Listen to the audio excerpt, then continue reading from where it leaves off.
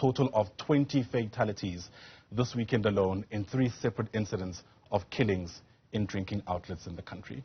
All right, let's turn your attention to news and politics now. The 14th Gauteng ANC conference is delayed. In fact, the sitting is expected to elect the Provincial Executive Committee and debate party policies, we're told.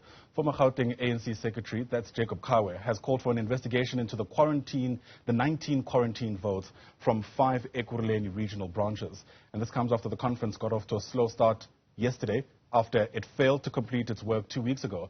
The gathering was marked by several delays over the adoption of credentials and a failed urgent court interdict. Let's make sense of all of this for you now. Bring in political analyst Dr John Molepo, who joins us via our video link this morning. Doc, it's great to have you on the program. Thanks very much indeed for your time. I think it would be remiss of me to just move on from what really is devastating news that we're waking up to as of this morning. Multiple mass shootings in the country, specifically in mass taverns. How do you reckon political parties, especially in Gauteng, should respond to this? Well, good morning and good morning to your viewers at home. We wake up when, hearing this sadness news, and I'm thinking that the political parties must be able to go then and convey their condolences, and probably then think deeper around these issues of security, particularly in taverns, and how to move on as a society, because we cannot as a society finding ourselves now and then burying young people who died in taverns and so on. But also it brings another message to our government that maybe perhaps it's high time they do with the question of recreational activities, because recreation lately is like you go to taverns and drink. I think government must also prioritize the question of recreational activities. I think most political parties must move towards that particular line to enhance and to make them visible to everyone. I think it can address the number of people going to, taverns. They have alternative activities that they can do. But in terms of the safety and so on, I think police must also try and investigate and come to the bottom of it. And also what is worrying, when I heard the report when you were dealing with other colleagues on your show, that people in South Africa, they have guns. It's something that maybe perhaps we must be able to also tap into the debate, the Guns Control Act, where these people get the guns, and how best we can regulate these things. So I think the most important thing, the government must also reprioritize recreational activities for young people. The irony, of course, is that those recreational activities are probably at the bottom of the ANC's priority list, especially in Gauteng, once you consider the many issues they still have around the selective conference, which has been dragging on for several weeks now, because they just can't seem to find common ground around multiple things, including those 19 quarantine votes.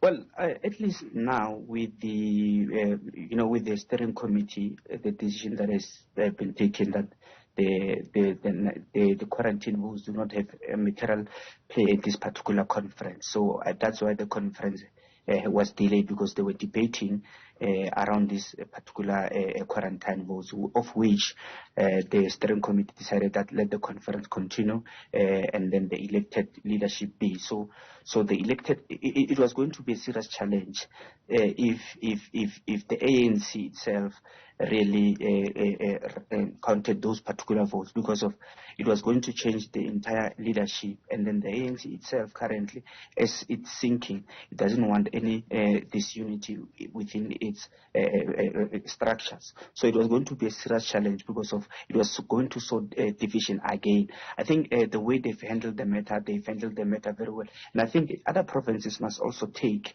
what the ANC in Gauteng has been doing, which is the debate. We have never seen chairs flying in this particular conference, which is something good. But in terms of the deliberations, I think the ANC in Gauteng took a very best decision, because thinking that, imagine if they counted those votes, and those votes then came with a different list or PEC or top 5, we're going to seriously see a challenge in the ANC in Gauteng, because they don't want any disunity currently. They want all of them to unite. And if you can check this late, or maybe the leadership that is on, if that is imagined that particular conference, it tells you that it comes from various factions. So it tells you that this is a unity at large. Yeah. So these quarantine votes may not necessarily factor in this particular conference, but I wonder to what extent do you think that they could be, call it a ghost from the past in the future, especially when you consider people who might want to challenge the legitimacy of this current leadership? Well, I